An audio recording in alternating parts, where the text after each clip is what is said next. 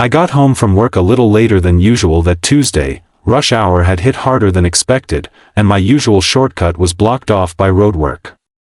The kind with a sign that promises 3-day construction, but is clearly on month 2. I was dead tired, my feet aching, fast food cooling in the passenger seat, and all I could think about was getting inside, kicking my shoes off, and maybe soaking in the tub with some trash TV in the background. But when I pulled into the driveway, something felt off. My porch light was on. Now, that might not sound like a big deal, but I'm the kind of guy who turns everything off before leaving. Lights, fans, power strips, even the coffee maker's digital clock. That porch light only comes on when I flip the switch inside, and I hadn't done that in days. I frowned, killed the engine, and sat there for a second with my hands still on the gearshift. Duke, my Rottweiler, gave a low huff from the back seat like he sensed it too. He's a big boy, protective but calm, and he never growls unless something's up. He stared at the front door like he was waiting for someone to open it. I got out, grabbed my bag and the food, and started up the walkway. My front door was closed, but when I turned the knob, it wasn't locked. That stopped me cold. I always lock my door. Every single time. It's second nature. I stood there for a few seconds, processing. Maybe I'd forgotten. Maybe I was more tired this morning than I thought. Still, I stepped inside slowly, calling out, "Hello? Anyone here?" No answer. The air smelled faintly of something sweet, lavender, maybe eucalyptus. Not mine. I use basic stuff. The kind that comes in a 3-pack from the drugstore. And this wasn't leftovers from the neighbor's laundry either. It was strong, like the scent had been sprayed in the hallway just minutes ago. I put down my bag and walked toward the staircase. Duke followed at my heels, stiff-legged and alert. That's when I heard it, water running, the shower, upstairs. I froze. There was no mistaking it. The steady hiss and occasional echo of splashes. Someone was using my shower. Right now. I glanced down at Duke. He was tense, ears up, tail low. I whispered, "Stay," and he actually listened, which told me all I needed to know. Something was seriously wrong. I grabbed the nearest thing with weight to it, which happened to be a half-dead floor lamp, and crept up the stairs. My heart thudded in my throat. I wasn't ready to confront a burglar mid-lather, but I wasn't about to leave my own house either. The hallway was warm, humid even. As I reached the bathroom door, steam curled out from the crack beneath it. The smell of shampoo hit me, strong, floral, something expensive. I raised the lamp like a makeshift baseball bat and opened the door hard. There was a shriek. Not a man's. A woman's. I blinked through the steam. The frosted glass of the shower blurred the figure inside, but it was clear. Someone was in there, completely naked, and now very aware I was standing outside. She yelped, fumbled with the glass door, and slipped. I winced at the dull thud as she hit the floor of the tub, followed by some impressive swearing. "What the hell are you doing?" I barked, more confused than angry at this point. The figure in the shower stood up, soap clinging to her like a horror movie monster emerging from a bog.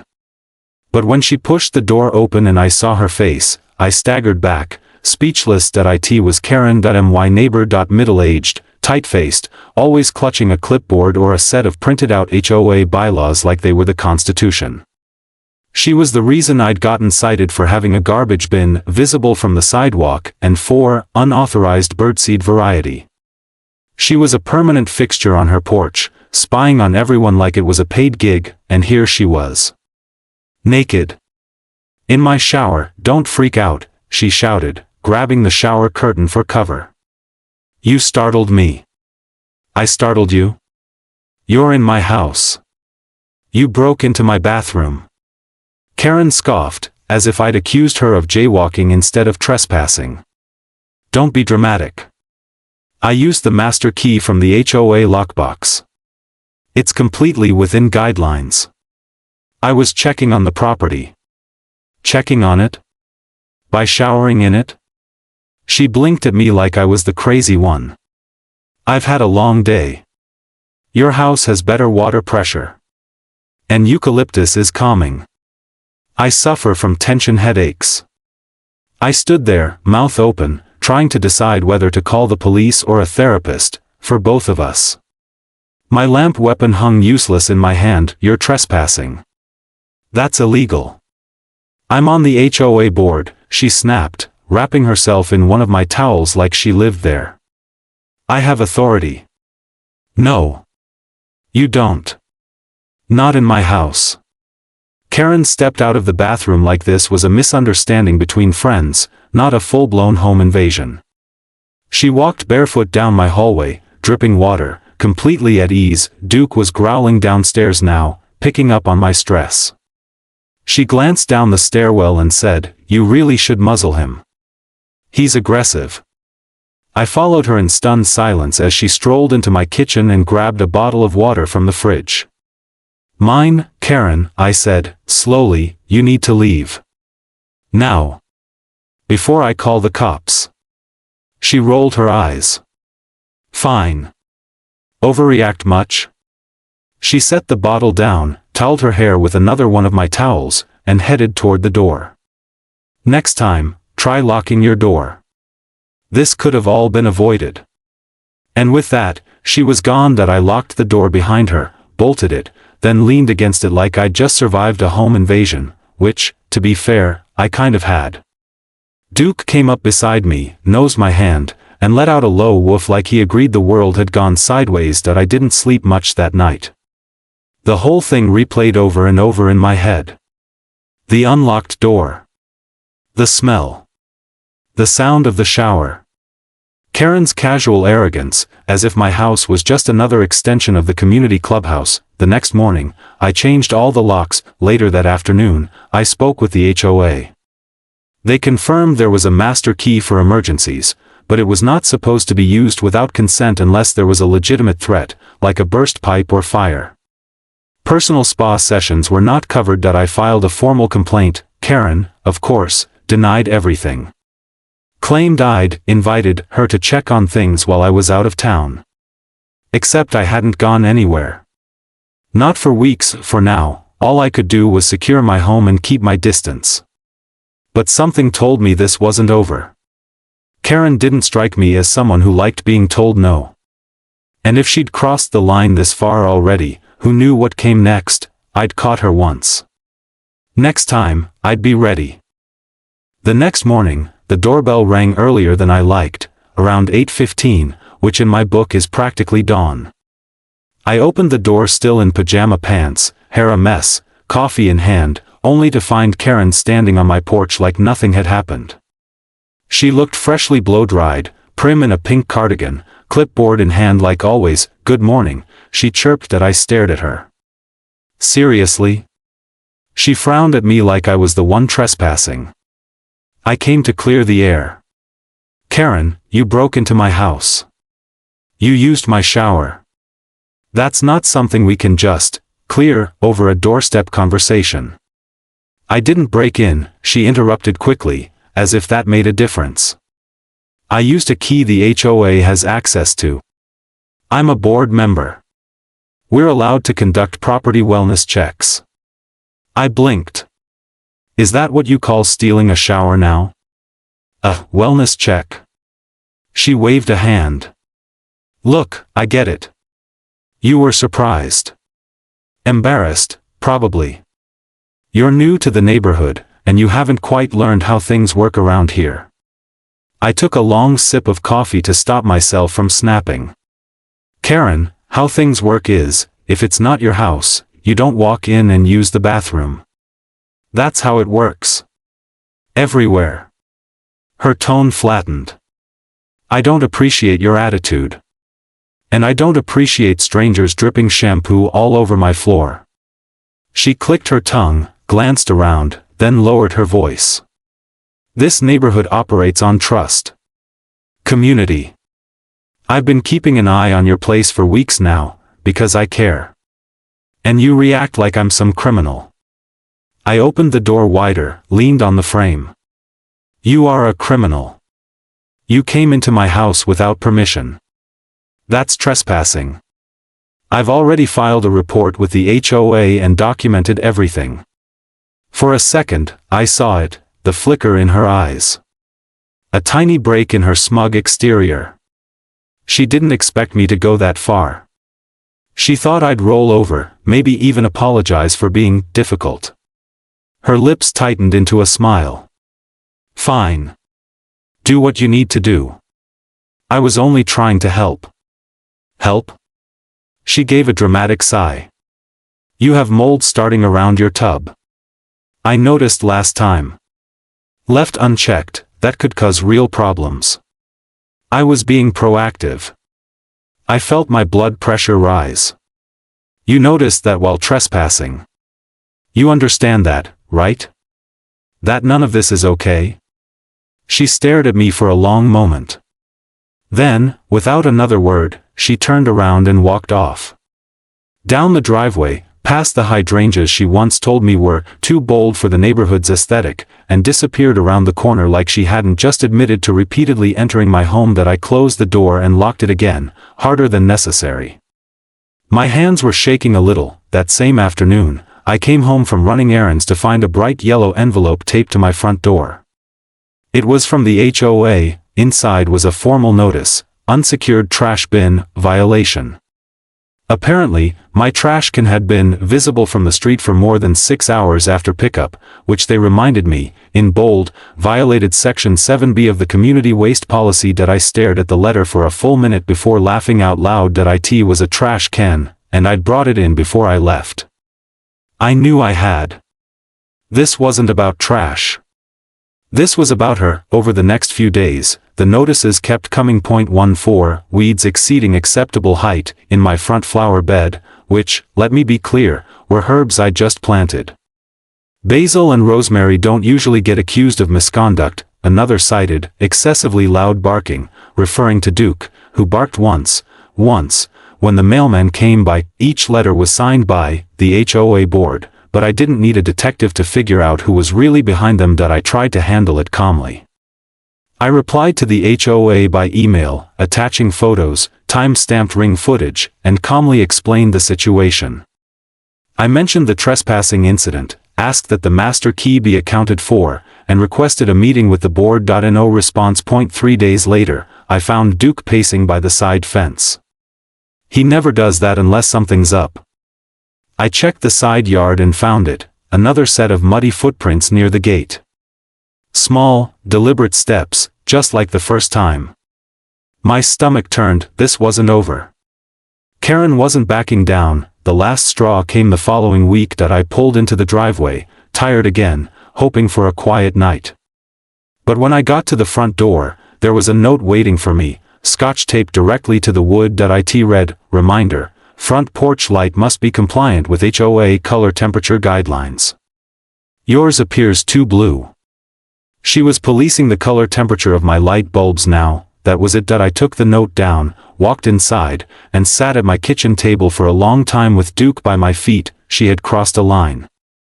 Actually, she'd cartwheeled over it, waved at it on her way down, and burned it behind her. And the worst part was, no one seemed willing to stop her. The HOA was silent, the neighborhood was quiet, and I was apparently the only one seeing just how far she was willing to go. I didn't want to fight. I really didn't. I'd moved here to have peace and quiet, to walk Duke in the evenings, maybe grow a few tomatoes. Instead, I was dealing with a neighborhood tyrant who believed her position gave her the right to invade people's lives, literally and metaphorically. But I realized something as I looked down at Duke's big, sleepy eyes. I wasn't going to win this by arguing. Karen wasn't someone you reasoned with. She didn't play by rules, she enforced them, on others. Not herself. I had already tried being civil. I had written formal complaints, used calm language, and followed procedure. None of it mattered. She was counting on that. She thought I'd eventually give up. That I'd either move, cave, or just accept her behavior. That I'd roll over, like so many others clearly had before me, but she'd miscalculated, because the thing about pushing decent people too far? Eventually, they pushed back, and I was done playing nice. The following Saturday morning was cool and overcast, one of those rare, quiet days when you feel like maybe the world has decided to leave you alone. I was sitting on the back porch sipping coffee, Duke lying at my feet, snoring softly. It had been a full week since Karen's last move, and part of me hoped, maybe stupidly, that it meant she was done. Maybe she'd finally realized how far she'd overstepped, but that peace lasted all of 24 hours, Sunday, 2:14 p.m., on the dot. Duke started barking, not playful barking, not excited barking. This was the deep, resonant warning growl that only came out when something was off. I checked the side window, expecting maybe a stray cat or a squirrel, but instead, I saw movement by the back fence. It was brief, a shadow slipping past the hedges, fast and low. I couldn't make out who or what, but Duke's reaction said enough. I unlocked the back door, stepped outside, and did a slow circuit around the yard. Nothing. No person. No clear footprints. But Duke wouldn't settle. He kept sniffing the gate like it had just been opened and closed, and that was the moment it hit me. The camera point 2 days earlier, I'd installed a small motion-detecting camera above the back patio light. Nothing expensive, nothing flashy, just a practical little device I could check from my phone. I hadn't told anyone about it, hadn't even mentioned it in my HOA emails. I wanted to catch whatever was happening on my property with undeniable clarity. I pulled out my phone and opened the app. The footage was grainy, but clear enough to see her. Karen, she had walked straight up to the back fence, crouched down low, and peeked through the slats like some cartoon villain. She held a small notepad in one hand, made a few notes, and then quietly walked away. She didn't touch anything. Didn't open the gate. But the message was clear, she was watching. Again. Still, that night, I downloaded the video and saved it in 3 different locations. Then I printed out a still image of her face at the fence and taped it to the inside of my kitchen cabinet. Not for revenge. For focus. A reminder that this wasn't in my head, this was real. The next few days passed with eerie calm. Karen was uncharacteristically quiet. She wasn't on her porch. No new violation notices appeared on my door. I found myself feeling more suspicious of the silence than the noise. It was the quiet that made you think something bigger was coming. Wednesday morning, I was walking Duke around the block when one of my neighbors, John, the guy who always wore the same faded lawn care company hoodie, caught up with me. "You doing all right?" he asked. That I hesitated. "Yeah." "Why?" He glanced around before answering. "Karen's been poking around. Asking about you. Told me you'd been combative and were concerning to the community." I stopped walking. Duke sat beside me, panting. John rubbed the back of his neck. "She came by asking if I'd noticed anything strange about your behavior. Said something about your dog being aggressive. Tried to get me to sign a complaint form. I didn't." I let out a slow breath. "Thanks. Appreciate it. She's done this before," he added. "With other people. Just quietly pressures them until they either give up or leave. Most folks don't want the drama." I nodded. "Yeah. That checks out." After John walked off, I kept thinking about what he said. About how many others had probably dealt with her the same way I was.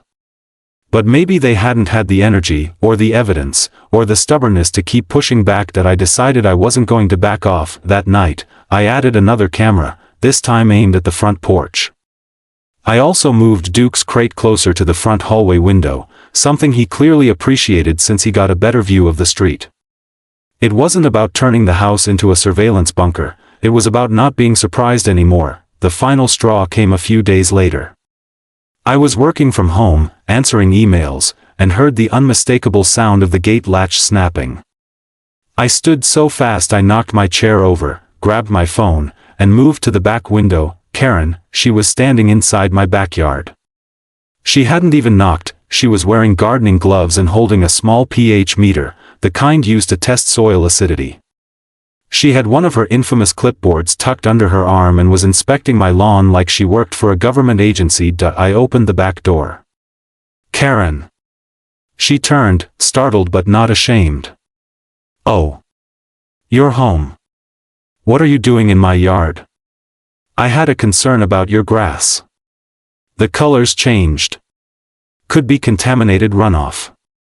I brought a pH tester. Did you seriously just let yourself into my yard without permission? She blinked. I didn't break anything. The latch was loose. That's not an invitation. Karen straightened her shoulders. Look, I don't know what kind of community you think this is, but we look out for each other. If you weren't so defensive all the time, I cut her off. Leave. Right now. And don't come back. You're being dramatic. Karen. This is the last time I'm going to say it. Leave. She muttered something under her breath, turned, and walked out, pausing only to fix the angle of one of my patio chairs on her way out like that somehow made her the moral authority that I didn't even wait until she was off my property. I called the police, not 911, just the local non-emergency number. I explained everything clearly, calmly, without embellishment. I offered the footage. The timestamps. The pattern. The formal complaint I'd already filed with the HOA. The officer I spoke to said he'd file a report and someone would follow up. The next morning, I received a knock at the door from a uniformed officer who introduced himself politely and asked to speak with me about my recent complaint. I showed him the footage, including the most recent trespassing from the day before. He took notes, asked thoughtful questions, and finally said, "You've got more than enough here. We'll issue a formal warning. If she steps foot on your property again, it becomes a criminal matter." That was the first breath of relief I'd had in weeks. Later that day, a knock came at the door. I opened it expecting a delivery, maybe the dog treats I'd ordered, but it was Karen. She stood stiffly, arms crossed. "You called the police?" "Yes." "You didn't even talk to me first." "I've talked to you plenty." "You didn't listen." She laughed once, bitterly. "This neighborhood used to be a nice place. Then you came." I said nothing.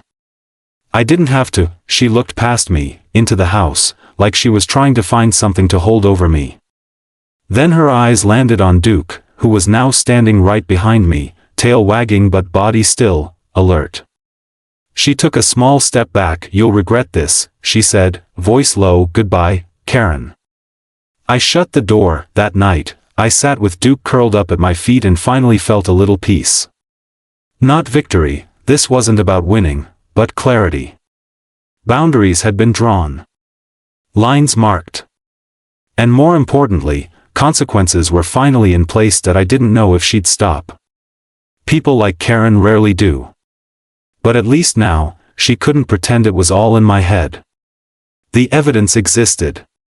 The behavior had been documented. And even if it didn't stop her completely, it meant she'd think twice before showing up again uninvited. The neighborhood hadn't changed. The HOA hadn't transformed into a pillar of justice. But I had changed. I'd stopped letting it slide. And Duke? Duke finally slept through the night without growling once. It was the day after the whole ordeal with Duke and the aftermath of Karen's little home invasion spa session, and I honestly thought things were finally cooling off. My neighbors were offering me side-eye sympathy looks when they passed, and my mailbox was mysteriously stuffed with pamphlets about knowing your rights as a homeowner, and one suspicious flyer for self-defense classes with a picture of a guy in cargo shorts doing a weird karate pose. I chuckled, tossed that one, and figured it was time to get back to some semblance of normalcy. But, of course, Karen wasn't done writing her own downfall. That morning, I was sipping my burnt coffee, because of course my cheap drip machine was on strike again, when I heard a knock at the door. Not a polite tap, not a friendly double rap. No, this was the rhythmic pounding of someone who believed they had authority. I peeked through the peephole and nearly snorted coffee through my nose. Karen. In a bright pink windbreaker, arms crossed, looking like a PDA president ready to wage war over cupcake quotas, that I cracked open the door, not wide, just enough to make it clear I wasn't rolling out the red carpet. "Can I help you?" I asked, already bracing myself for the nonsense that would tumble out. She didn't even hesitate. Yes, actually. I'm here to retrieve my shampoo. And possibly my loofah. I believe I left both in your shower yesterday. I blinked. She was serious. Dead serious. Like I'd somehow misinterpreted her unlawful entry and thought it was a casual house tour with bath privileges. I took a breath. Karen, you broke into my house. That's an exaggeration, she said, raising a finger like she was about to cite some law only she knew. It wasn't breaking in if the door was accessible with my key. You used a master key you weren't supposed to have, trespassed, and used my personal bathroom while I wasn't home. She huffed. I needed a shower. The water was out at my place and I thought, well, I assumed you'd understand. You've always seemed reasonable. Oh, now I'm reasonable? I laughed. Yesterday, I was apparently rude and aggressive when I asked you why you were naked in my house. I was wrapped in a towel, she corrected with scandalized emphasis.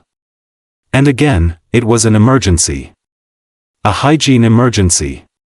Karen, leave. She didn't move. Her jaw clenched, and she gave me that same look you give to someone who parked slightly crooked but you've decided is now your mortal enemy. I'm contacting the building management. I think this hostility is unacceptable. Please do, I said, already closing the door. And while you're at it, ask them about illegal key usage. Click, but oh, she did contact building management. I got a call that afternoon from Bill, the building manager whose voice permanently sounded like he'd just woken up from a nap. Hey, yeah. Karen came by. She's saying there's some misunderstanding between you two. You, mind swinging by my office tomorrow? Sure, Bill. No problem. And that's how I ended up in Bill's dusty office the next morning, sitting across from both him and Karen, who had apparently dressed for court. Full blazer, pearls, and a manila folder that I swear she pulled out with the theatrical flair of a magician. Let's keep this civil, Bill said, rubbing his temple like we were giving him a migraine. Karen claims you gave her permission to enter your unit. I raised both eyebrows so hard I thought they'd fly off. I what? She says you previously mentioned something about any time you need, and she assumed it applied when her water went out. Bill, I said slowly, I once told her she could borrow sugar any time. You think that counts as open invitation to use my shower? Karen interjected. Context matters, and you've always been friendly. You said any time, those are your words. I turned to Bill.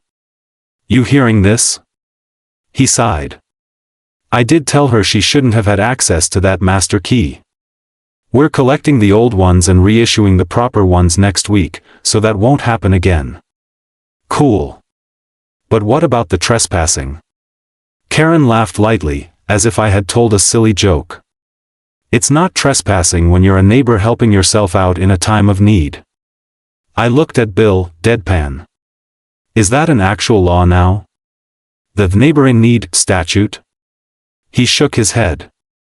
Nope. Not even close. Karen's face turned a shade of red that matched her lipstick, and she started fanning herself like the room suddenly got hotter. I thought we were wrapping up, but then, Bill surprised me. I've issued her a formal warning, he said, looking at Karen, and if it happens again, we'll pursue legal action. This isn't a dorm, it's a secured building. You can't just wander into people's apartments because you feel like it. Karen's lips twitched. I just thought, no more thinking, Bill cut in.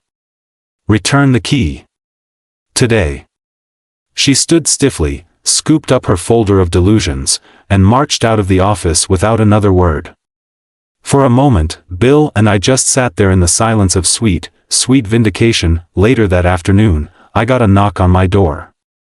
This time it was gentle. I opened it to find Karen, dressed down, holding what I presumed was my hostage shampoo in a little basket, complete with a passive-aggressive note, for your troubles. I stared at it. You want me to sign for this or? No. Just take it. She thrust it into my hands and spun around. As she walked off, Duke let out a low growl from behind me. I grinned. She's lucky you didn't handle this from the start. Over the next few weeks, I barely saw her.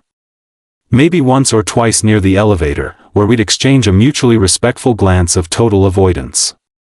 Word must have spread too, because one afternoon while I was checking mail, one of the older tenants leaned over and whispered, "You're the one with the shower lady, right?" I nodded slowly. "She's been real quiet lately," he said with a chuckle. "I think you gave her the kind of wake-up call the rest of us only dreamed about." What surprised me most was how natural it all ended. No viral videos. No social media wars. Just people dealing with real nonsense in real time. I got my locks changed, Karen got her key confiscated, and Duke got a new bone for being an excellent deterrent to crime. By the time spring rolled in, our building was back to its usual rhythm: awkward elevator silences, package theft paranoia, and communal laundry room battles. But every now and then, I'd walk past Karen's door and hear her deadbolt lock click into place with a kind of dramatic finality. Almost like she thought I was going to walk in her place uninvited, which, honestly, was kind of hilarious, because that was never my style. Unlike her, I knock.